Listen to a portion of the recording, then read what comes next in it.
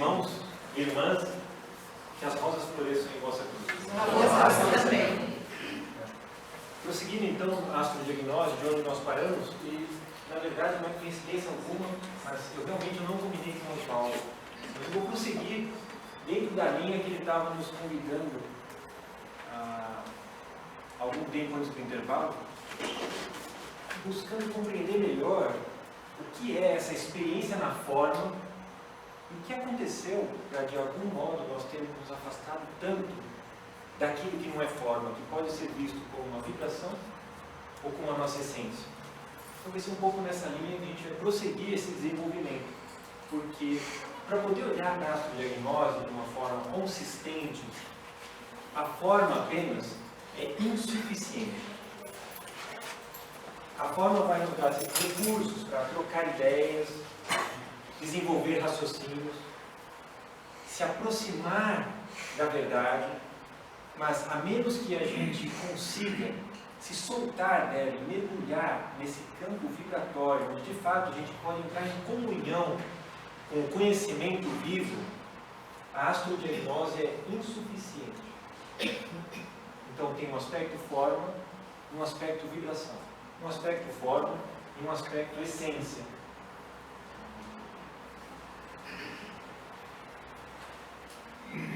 Essa aqui é uma ilustração do momento que a gente se encontra, é o ponto médio do encontro de hoje, para a gente ter uma ideia de como o céu está conversando e o que a gente pode entrar em relação para que a gente se aperfeiçoe nesse encontro.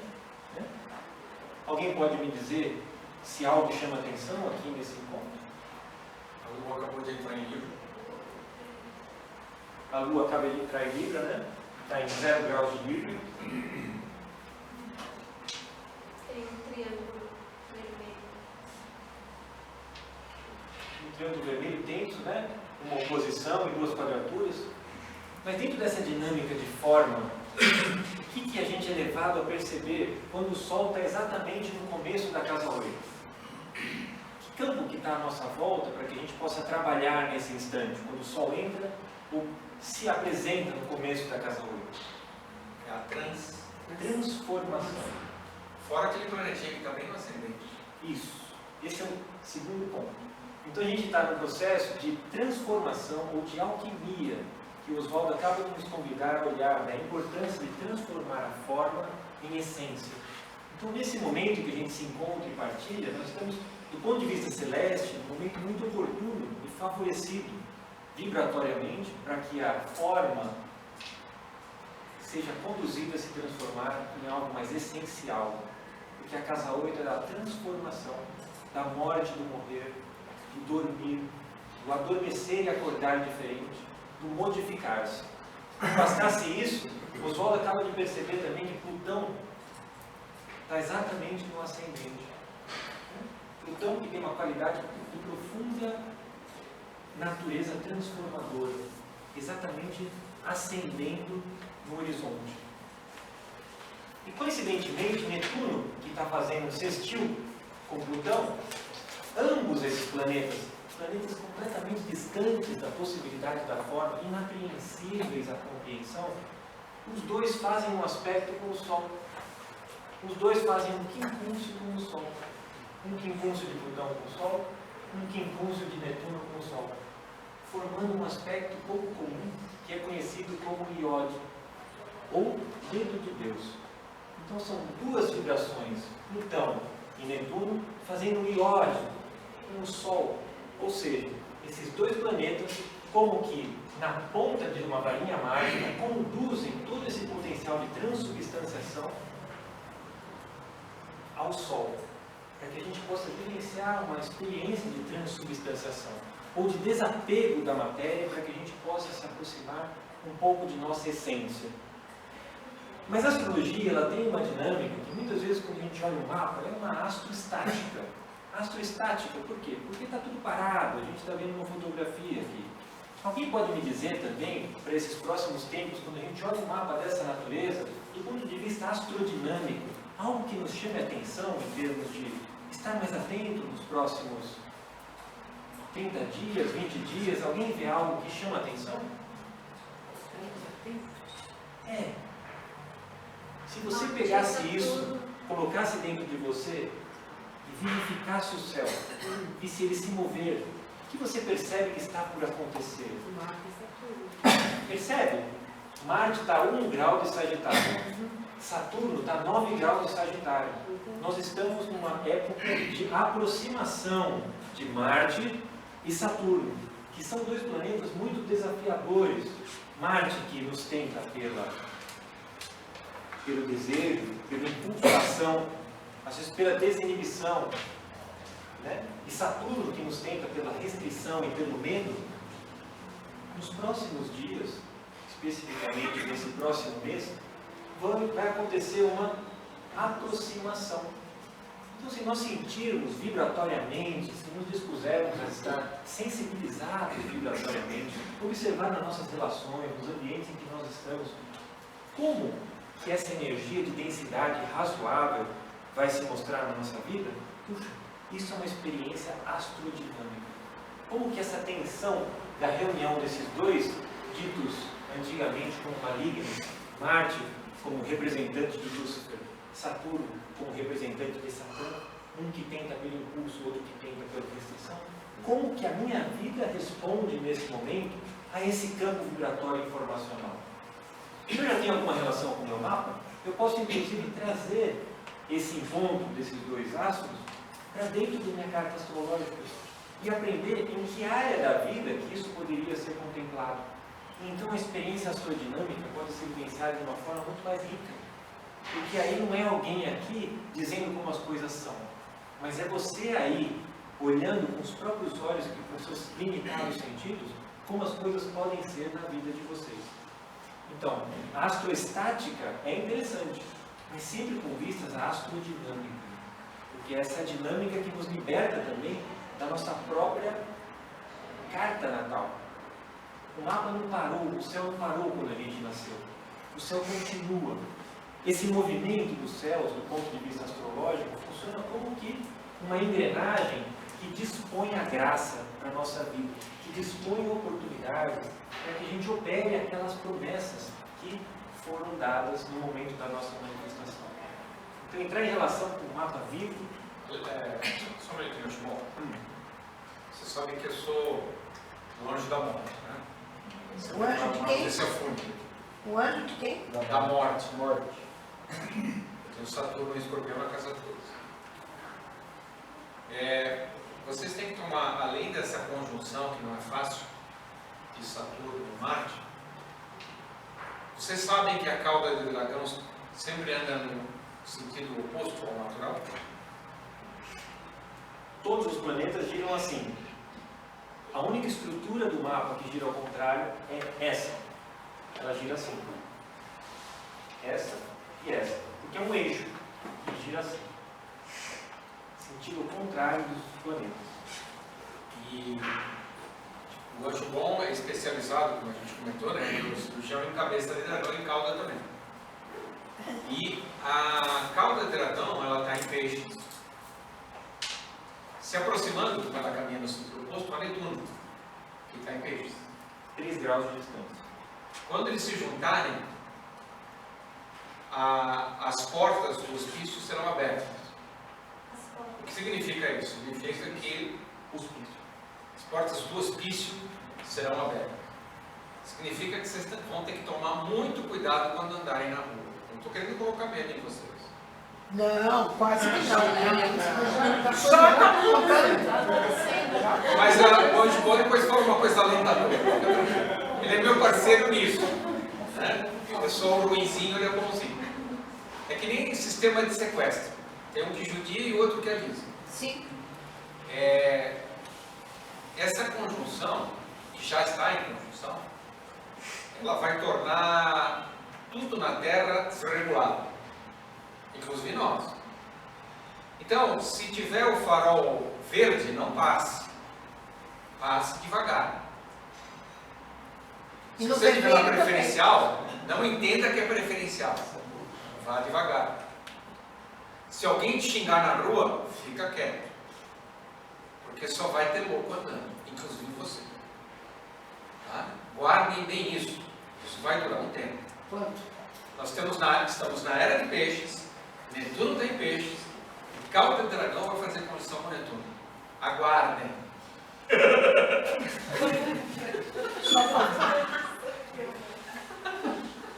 Isso vai ser quando? Já está acontecendo. Uma intensificação pelo menos até 3, 4 de setembro do mês que vem. Porque 3, 4 de setembro temos um eclipse, nesse exato ponto, que o Oswaldo se referiu.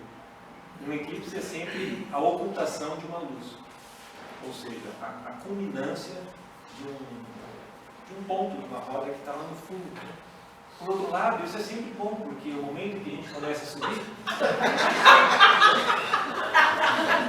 Vai, Ricardo, vai. É justamente quando a gente está no mais fundo. E a gente está numa possibilidade de visitar esse fundo, a partir de onde as coisas começam a voltar.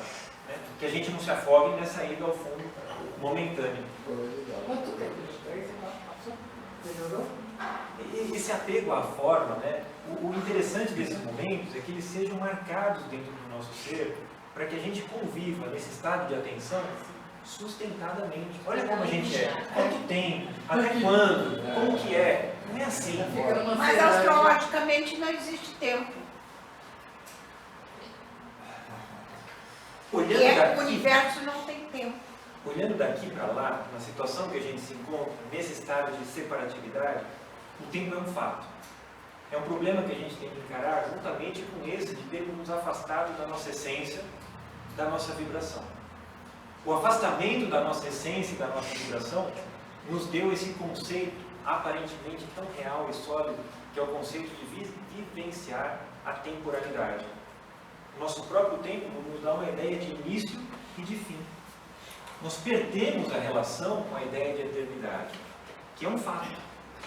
Não no estado que a gente se encontra, não com a compreensão que a gente se encontra, não com a falta de amor que a gente tem vibrado.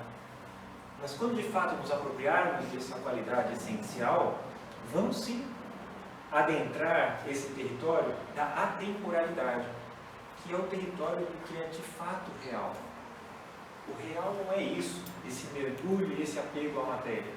O real é de fato essa transubstanciação que nos coloque de novo em relação com a ideia, com o conceito atemporal, do eterno, que hoje a gente só fala sem saber do que se trata.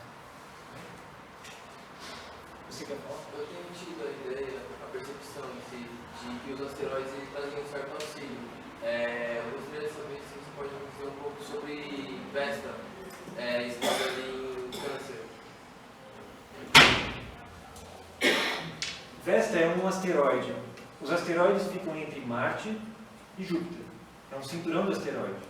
4 asteroides receberam um tratamento especial da astrologia: Vesta, Juno, Pallas e Ceres. E ele está perguntando sobre especificamente esse asteroide Vesta, que está em Câncer. Vesta, na mitologia grega, vamos perceber que se associa a um grupo de virgens que portavam o fogo sagrado. Elas frequentavam o templo e portavam o fogo sagrado. Esse fogo sagrado nunca era feito a partir de atrito ou alguma coisa, mas simplesmente por uma lente que acendia o fogo sem que houvesse qualquer relação de atrito com o plano material. Aonde está a Vesta, existe sempre a promessa de algo sagrado que nós portamos enquanto compromisso a expressá-lo aqui no nosso plano. Então, Vesta é sempre a promessa do sagrado, a promessa que lhe cabe cumprir enquanto representante dela, enquanto em comunhão com ela. A gente só pode entrar em relação com uma energia, uma vibração planetária, se dentro de nós desenvolvermos em algum grau o atributo daquela entidade planetária. Na medida em que a gente desenvolve o atributo daquela entidade planetária, nós entramos em relação viva com ela. E você deixa de dispor simplesmente dos seus recursos para dispor também de recursos que estão muito além da possibilidade da nossa imaginação hoje. Quanto menor a nossa abertura para entrar em relação com esses planos, menor também é a nossa relação com promessas como essa, que indicam que nós, humanos, portamos parte do sagrado e somos representantes da sua manifestação. Aí, se você procurar a mitologia, basta você associar a ideia das virgens vestais e dessa porção do sagrado aplicado com cada signo e como você é convidado a manifestar. Está claro isso? Sim. Você colou, hein? Colei de onde? Bom, continuando esse que o Oswaldo nos convidou a observar, né? O desafio da forma. O desafio de, sendo seres espirituais, termos mergulhado profundamente na natureza material. O desafio de perder-se. O desafio de sair de um estado de comunhão e de plenitude para ser parte. O desafio de, sendo parte, conseguir manifestar o potencial da plenitude que nos cabe. E nessa manifestação, entrar de volta em relação com o todo, com a nossa própria essência. Esse é o desafio, e talvez seja a possibilidade, pelo menos racional e logicamente desenvolvida, de lembrar o que viemos fazer e reencontrar a abertura para quem nós somos. Isso você consegue através da consciência. A consciência é um recurso importante para isso.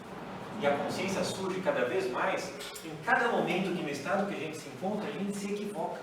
Porque todo atrito e toda experiência difícil é um atrito que gera consciência. Todo equívoco gera consciência. Então não vamos achar só que a consciência é uma coisa legal, porque a consciência pode doer. E quando a consciência dói, está acontecendo um processo de transformação. Quando a consciência está tranquila, é bom que a gente desconfie se a gente ainda está aqui vivo dentro de um corpo. Porque a consciência deveria estar gerando aquele calor contínuo que não nos cozinha em banho-maria, mas que de alguma forma nos coloque em movimento, porque senão queima. Então, se ela não está queimando... Como é que ela queima? Assim. Mas onde fica a consciência, então? Ela queima. Onde que ela queima? Ela queima na cauda do dragão. Ela não queima aqui. Mas não é do dragão, é do anjo. A cauda do anjo. E qual é o grande desafio da forma, de fato? É que nós estamos de tal modo incrustados na forma que a nossa possibilidade de aprender também está muito vinculada aos sentidos que essa forma nos oferece enquanto possibilidade de vivenciar o mundo.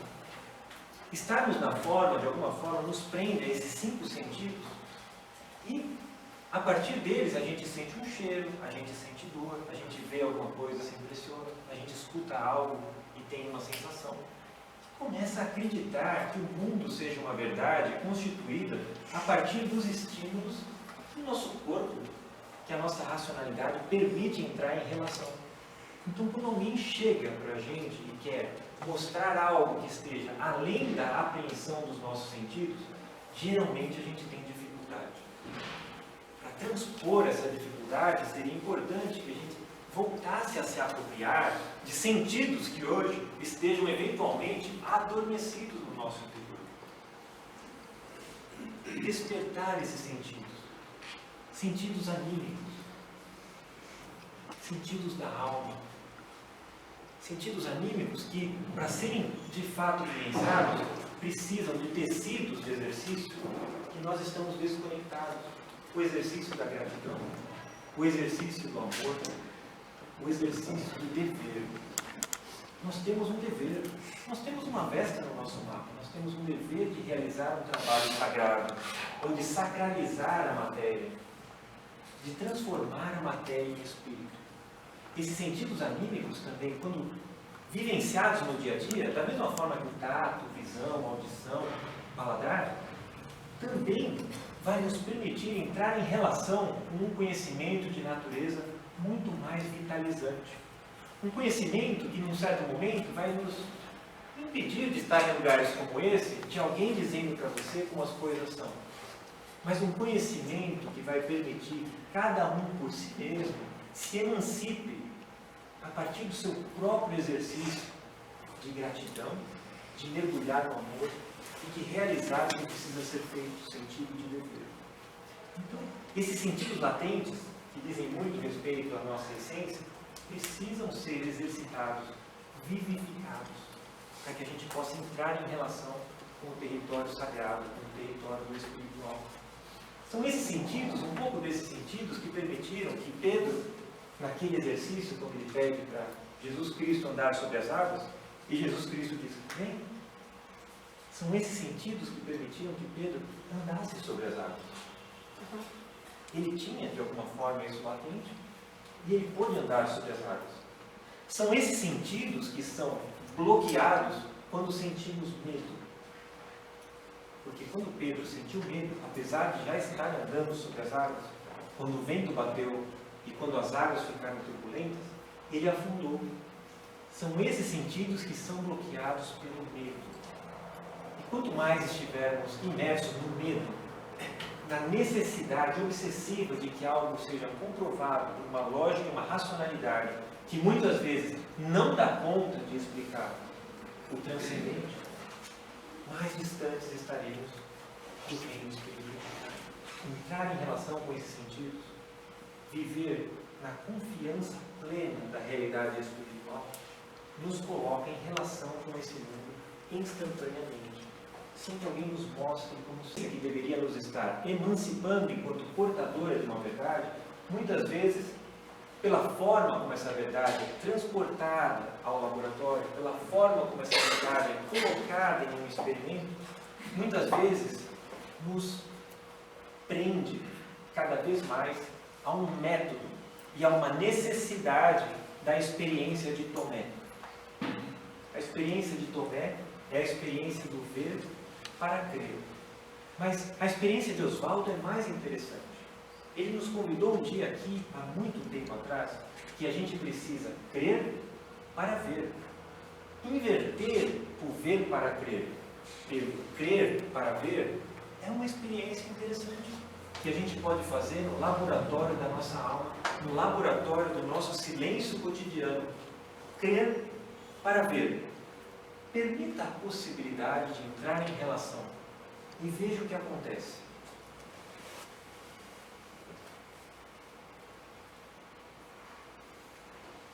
Vocês conhecem esse autor aqui, que é o Roden, né? Huberto Roden. Várias vezes ele foi citado aqui.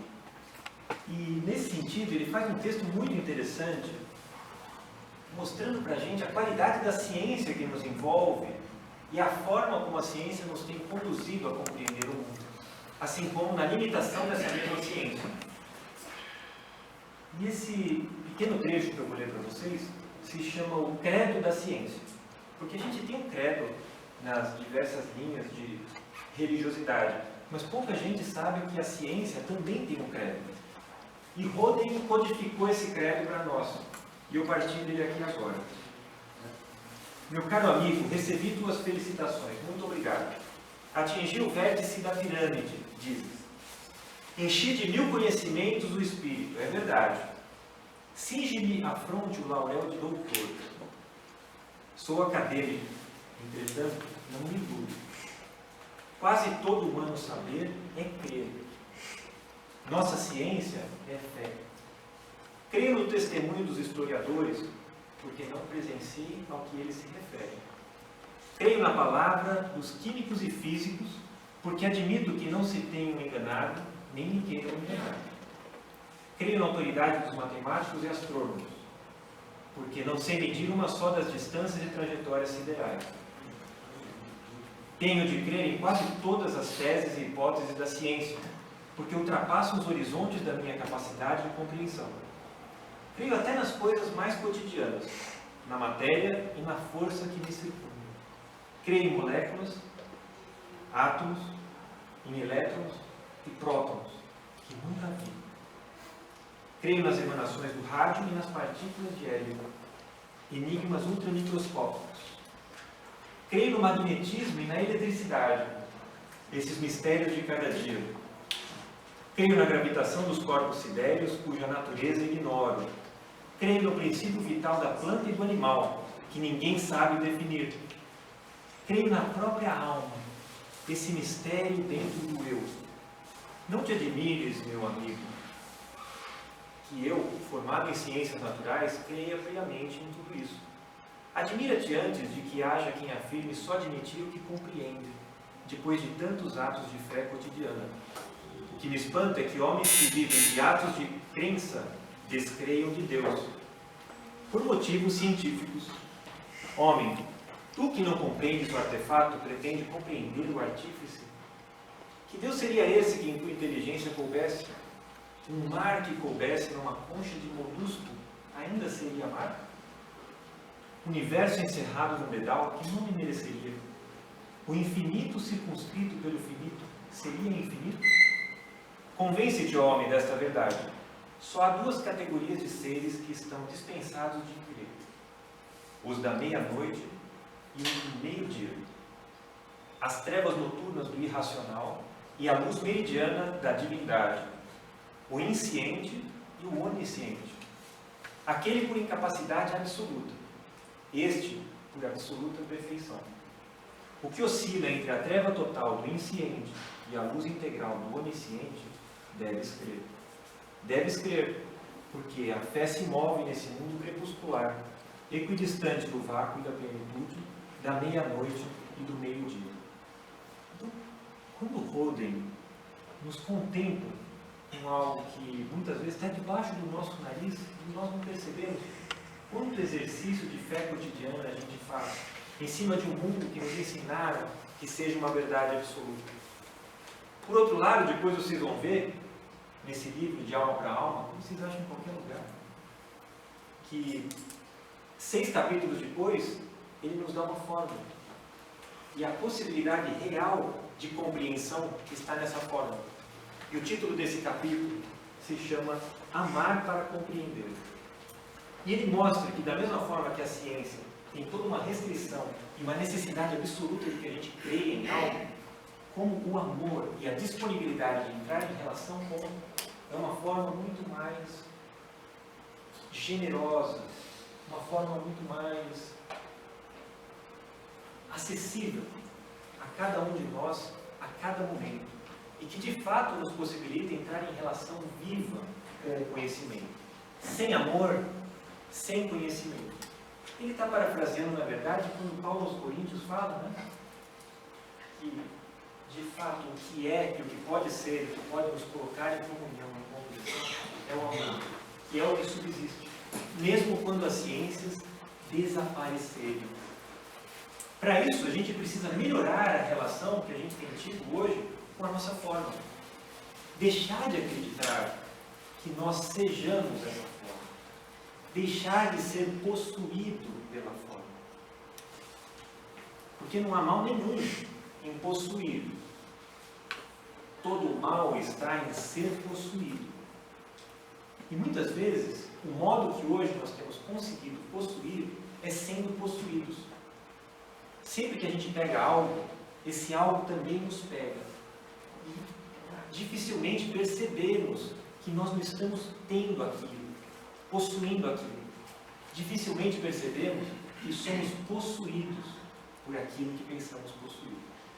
Então esse mesmo autor faz uma viagem por alguns personagens históricos, começando por Herodes. E ele mostra que esse ser, ele não possuía o rei Herodes. Um rei que não possuía. Ele era possuído. Depois desse personagem, ele vai nos mostrar uma outra figura, que é muito amigo do Oswaldo, sempre mora em São Pedro, que é o João Batista, não é isso, Oswaldo? Então, o João Batista também não possuía. Mas, esse não era possuído. Percebe a diferença da dinâmica entre essas duas possibilidades de ser? Ricardo, Pois não. só desculpa. Tem um livro que ele fala exatamente disso, ele traz mais que pessoa ainda, que é o Caminho da Felicidade, não sei se você lembra, do Roden. Isso? Então, eu acho que ele traz muito mais. Esses são exemplos que é difícil da gente entender, assim, né? De possuir e não possuir. Eu acho que o Caminho da Felicidade ele te coloca nessa posição. Sem dúvida. Agora, quando algo fica fácil de entender, é motivo de preocupação. Porque quando algo ficou fácil de entender, é porque aquilo não é mais. Quando algo foi entendido, quer dizer que você mergulhou plenamente na relação de posse e está cristalizado na matéria. Então, sempre que algo foi compreendido, nesse mesmo instante, para que a gente transcenda a possibilidade da materialidade, aquilo precisa ser olhado de novo e revivificado, injetado vida. Então, tudo aquilo que é muito fácil, muito elementar, ou quando um repórter pega uma notícia de um lugar assim que é difícil e ele se outorga aquela autoridade para explicar ou tornar fácil para as pessoas, atenção. Se ficou fácil, se alguém traduziu e se ficou muito simples, existe também um aviso. É claro que para fins didáticos, um exemplo mais simples, às vezes é mais generoso. Mas todo exemplo deveria, quando chega nas pessoas, gerar alguma dificuldade de apreensão. Porque quando a pessoa lê ou recebe uma informação e ela concorda instantaneamente, é isso, ou é claro, é um motivo de preocupação. Porque esse é isso, é claro, não transforma. E é justamente esse degrau de dificuldade que a pessoa tem que fazer o esforço pessoal, é que gera um movimento interior de crescimento. É como uma musculatura de academia. Então, claro, você é um privilegiado porque você lê um livro inteiro de Coden. E você está nos trazendo um exemplo que é interessante. Eu acho que ele só contribui mais para isso que você está tentando explicar ainda mais. É um autor que fala bastante disso que você está. Claro. Então, depois de Herodes e João Batista, ele vai projetar aqui uma terceira figura, que é Jesus Cristo. Na medida em que você nos convida a olhar para esse processo de possuir e ser possuído, como você classificaria Jesus Cristo em termos de possuir e ser possuído? Eu vou projetar aqui daqui a pouco. Como você imagina que seria? Jesus Cristo, pá. Dá para imaginar? Não. Ele era possuído? Assim, não possuía nem era possuído. Não possuía nem era possuído. Então nós estamos igualando a figura de João Batista. Ele não era possuído. Vocês acham que Jesus Cristo possuía?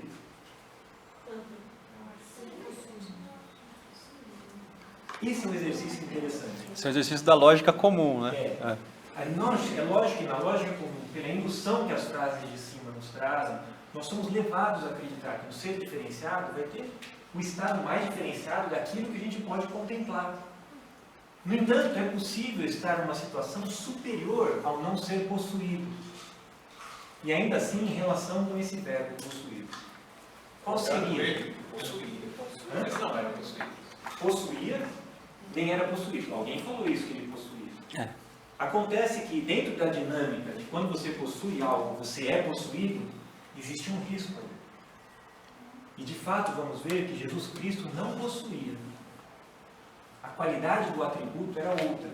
E a qualidade justamente desse atributo que Jesus Cristo vai apresentar, segundo Roden, que nós deveríamos desenvolver para favorecer esse processo de transformação da forma em essência, da forma em vibração. Que atributo é esse? Ele era? Ele era? Ele era. Ele era amor. Está mais perto. Amor. Se aproximou. Um dia.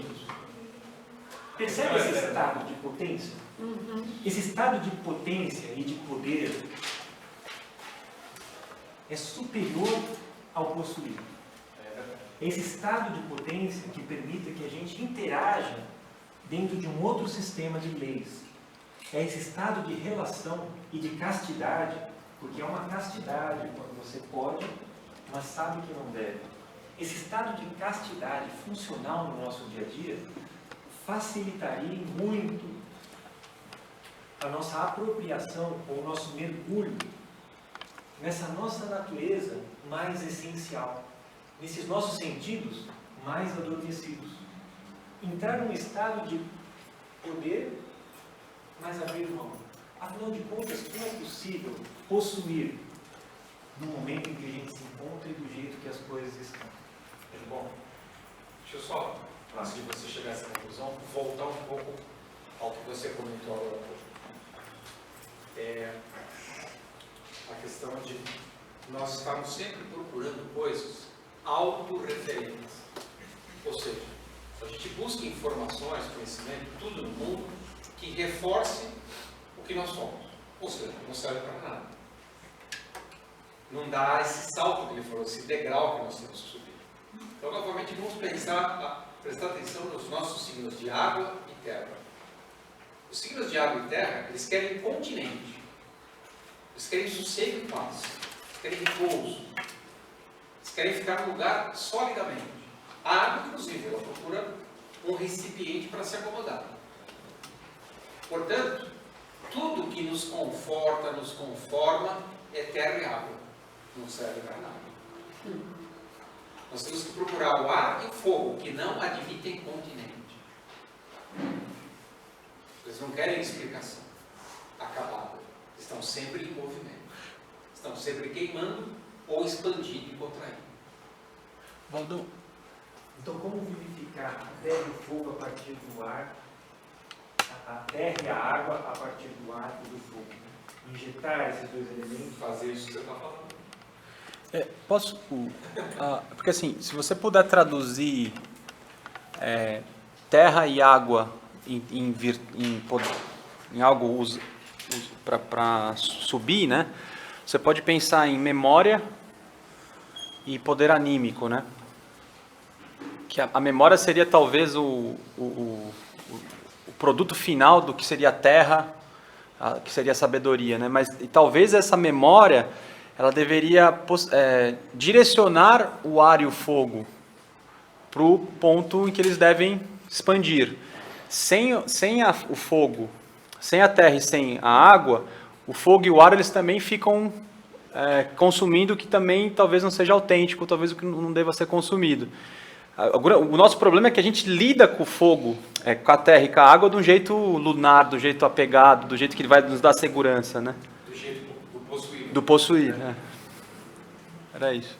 Porque, afinal de contas, se a gente está na região química do mundo físico, sólido, líquido e gasoso, e os demais seres pararam na constituição dos seus corpos mais densos, em regiões superiores à nossa, essa experiência deve ter algo que não nos pertence, mas que de algum modo precisemos nos apropriar para oferecer e devolver para o funcionamento pleno de todas essas hierarquias, que pela comunhão com a nossa própria hierarquia enquanto espíritos virginais, vão poder cooperar dentro de uma dimensão muito mais expandida do que a se opera hoje, enquanto nós nos comportamos como seres separados dessa realidade essencial maior.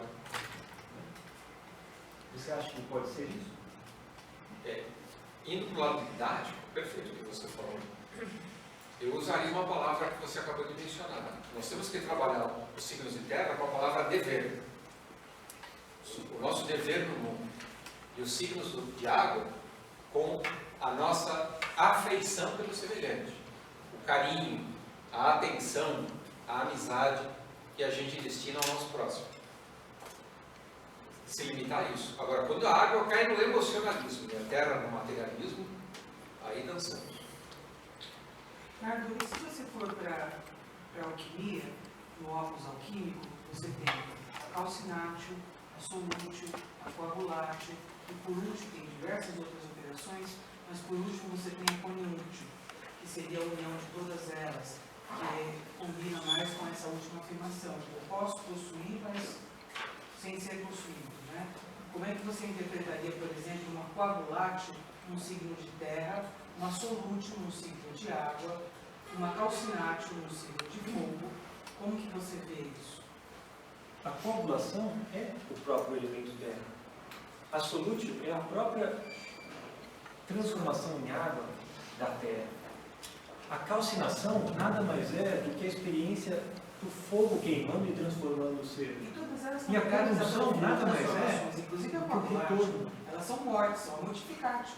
Mas você simplesmente está usando palavras diferentes para a ideia que a gente está pronto. Exatamente isso. Nós somos exercícios de alquimia enquanto a manifestação nesse plano. Onde você quer uma chaminha? Você já viu que eu como também. Então, de algum modo, a forma tem uma importância. A forma possibilita a experiência em diversos planos. Permite que a gente compreenda uma estrutura. Muitas vezes, como uma estrutura é plena em si, ela não se compreende. Ela simplesmente é. Então, a possibilidade da experiência da separatividade nos dá a possibilidade da classificação e da compreensão da obra maior. Então, toda essa estrutura, seja zodiacal, seja do plano planetário, seja do corpo físico, ela tem um propósito pedagógico, não só para nós, enquanto forma, Então, Ricardo, mas para a promessa do que nós podemos vir a ser. só para ver se eu estou entendendo, Gustavo, o que você está querendo dizer é que o propósito da humanidade está frequentando essa região que a gente está frequentando hoje é porque ela, como imagem e semelhança de Deus, está num estado que talvez as outras hierarquias não suportassem ficar, para alimentar uma experiência não só para nós, como todas essas hierarquias aqui acima. É uma possibilidade, seria muito ousado dizer que o propósito de tudo isso seja esse. Mas olha para isso como uma possibilidade, se espelhando principalmente na experiência do Cristo, que é um ser que foi o mais avançado na sua onda de vida, que foi a onda solar, que tem o seu corpo mais denso no corpo de desejos, e que hoje funciona conscientemente no mundo do espírito divino. Se nós entrarmos em relação com esse ser, e do que ele vivenciou, e é o único que tem essa autoridade, porque viveu a morte entre nós e sabe do que se trata, nós temos por esse ser o caminho para entrar em relação com tudo o que nós temos prometido e adormecido dentro do nosso ser.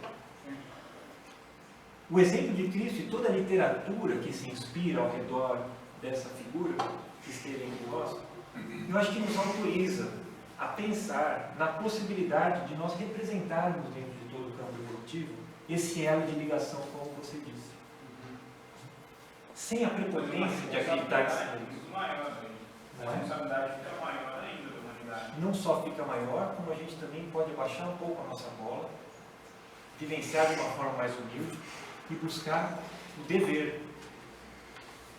E não ficar querendo cada vez mais, ou construir cada vez mais. Senão participar cada vez mais de uma forma melhor, mais construtiva. Ou se dá uns pouquinhos, né? Senão tudo lhe é retirado, tudo é temporário. Você é simplesmente sugado com um canudinho nas instâncias em que você desconhece, que você habita, e que você passa a ser joguete de forças que são invisíveis e insensíveis a você, porque durante a vida não teve a possibilidade de desenvolver esses sentidos suprafísicos, se é que a gente pode dizer assim. Ou a consciência nesses outros corpos. A consciência no tecido etérico, a consciência no mundo do desejo, a consciência no mundo do pensamento. Quanto menos consciência, mais de algum modo nós podemos estar tendo essas nossas instâncias vividas ou pensadas por algo que seja tudo menos a nossa essência maior. Então, essa disponibilidade de entrar em relação diz respeito a apropriar-se da própria vida, entrar em relação com ela, cuidar daquilo que se apresenta para nós como uma forma, como verdade única, e sempre estar em constante transformação. Cuidado com o que você está ligado, cuidado com os seus ideais, cuidado e atenção com os grupos em que você está ligado, quais são os pensamentos que estão presentes naquele grupo. Porque nem sempre é fácil, quando a gente está dentro de um grupo, pensar diferente. Geralmente um grupo tem modus operandi no pensamento e nós somos pegos por aquilo. E essa questão de autorrecompensa muitas vezes nos satisfaz quando a gente consegue se apropriar de um campo de conhecimento filosófico e compartilhar com outro que sabe menos, mostrando que se sabe mais. Isso também é uma armadilha. É importante estar preparado para a chegada do novo, porque nunca sabemos como esse novo vai se apresentar. E ele vem das formas mais inesperadas. Como a gente vai visitar aqui nessa obra, no adágio, vocês sabem o que é um adágio?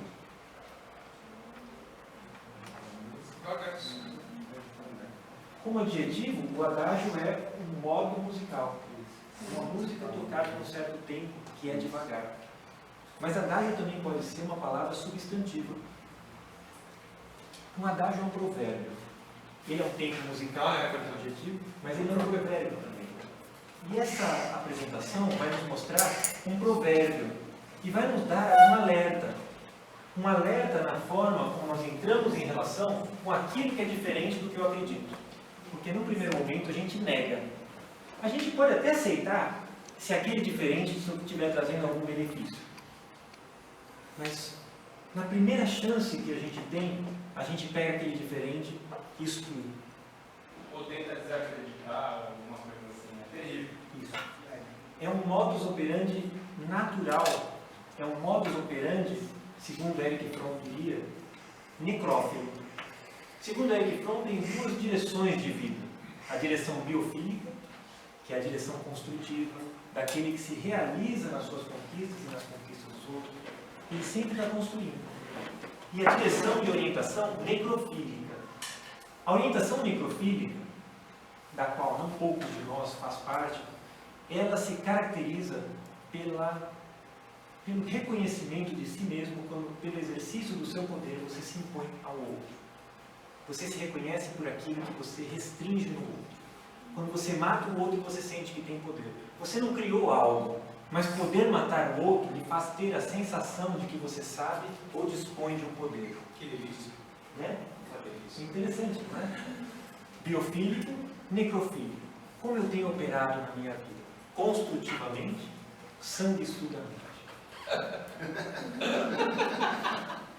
E aí é muito interessante, porque mesmo quando a gente entra em relação com algo que transforma, supondo que o diferente tenha chegado até nós e nos transformado, de fato, o que acontece? Aquela transformação, aquele novo que esse diferente trouxe, muitas vezes é readaptado à forma e tido como uma verdade. E se surgir um novo, existe o risco desse novo ser tido como uma farsa e de novo esse processo se perpetua. Então, entrar em relação com a nossa essência, com a nossa vibração, diz respeito a essa abertura de relação com o novo que chega, que implica, inclusive, a possibilidade de morrermos para tudo aquilo que nós acreditávamos até então. E é disso que se trata esse pequeno vídeo que vamos assistir. Observe como ele foi feliz nessa construção.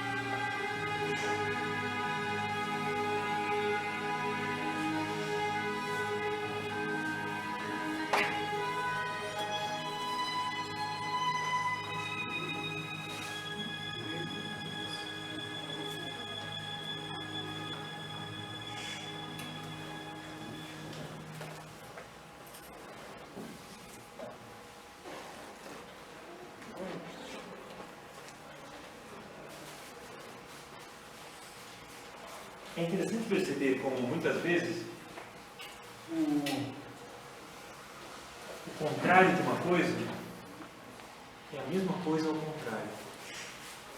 Às vezes, quando nós encontramos no dia a dia situações de oposição ou pessoas que defendem princípios muito diferentes de outras pessoas, elas sejam diferentes, mas elas estão defendendo exatamente a mesma coisa. Algo realmente transformador nunca polariza, resolve. Resolver uma polarização é integrar opostos e tudo aquilo que se encontra entre os dois opostos. Entrar em relação com a essência é ter abertura para se elevar a partir da situação que nos encontramos, para resolver contradições e oposições. Quanto mais conseguirmos elaborar, resolver essas oposições, mais favorecidos estaremos para entrar em relação com nossa essência, com aquilo que temos de essencial. Na mesma medida em que não fazemos isso, nossos olhos são mantidos fechados e não é possível enxergar além. É como que um estado de espírito, uma disposição de ser, uma forma de estar. Então, hoje todo o nosso apego diz respeito à forma como a gente se relaciona com essa região química do mundo físico. A nossa relação com os nossos corpos, seja na região etérica, do mundo do desejo, da nossa mente e dos mundos superiores, é muito pequena.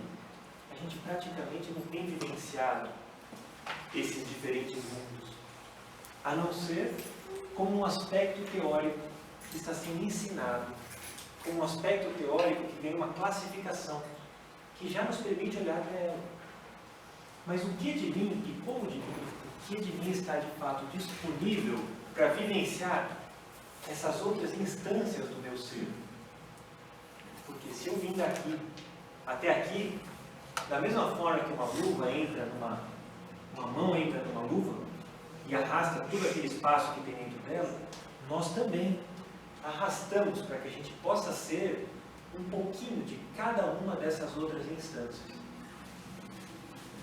Então, ainda que na separatividade, urge que façamos algum tipo de exercício, de prática, para que a gente entre em relação com o que somos de fato, para nos reapropriar da vida e não simplesmente responder às leis da natureza, a lei da gravidade, do eletromagnetismo e de tudo aquilo que a ciência já consegue se apropriar.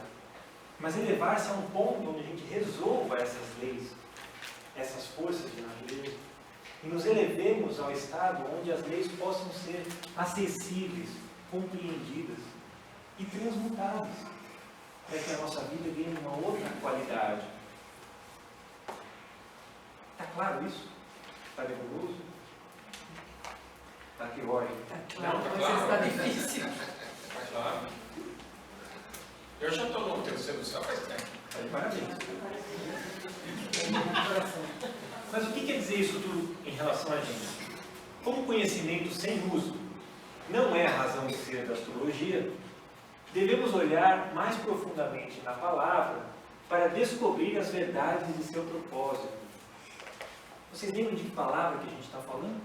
Porque dissemos no encontro passado sobre o que é o exoterismo, o esoterismo, e fizemos uma leitura da palavra astrodiagnose e do que ela possa ser exotericamente, e vamos entrar no que ela possa ser ou é esotericamente. Exotericamente, para lembrar vocês, no outro encontro, falamos que astro é visto como estrela. E fizemos uma série de considerações que depois podem ser vistas. É só perguntar para o Arthur que vão acessar isso que a gente conversou. Mas esotericamente, podemos ser conduzidos a uma outra forma de compreensão desse termo astro, que deixa de ser estrela, deixa de ser planeta. E a astrodiagnose, então, ganha uma qualidade diferente dessa de relação com a forma, e passa a ser uma relação com o seu princípio subjacente, um princípio subjacente da forma.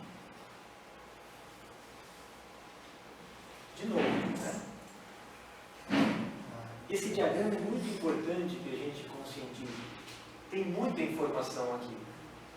Existe uma instância, Ana, que acho que eventualmente possamos até arriscar, em seu tempo, fazer uma correlação nos nossos estudos de iniciação antiga e moderna, no próprio tabernáculo. Perfeito. No momento oportuno, talvez. Né? Acho bom só uma coisa. Sim. São 3 para 6. Né? Tá. Então tá bom. É que ele tem relógio, tá? Tá equivocado, né? Esotericamente, então, esses termos astros, de astrologia, não se referem, então, como exotericamente, a uma estrela ou um planeta.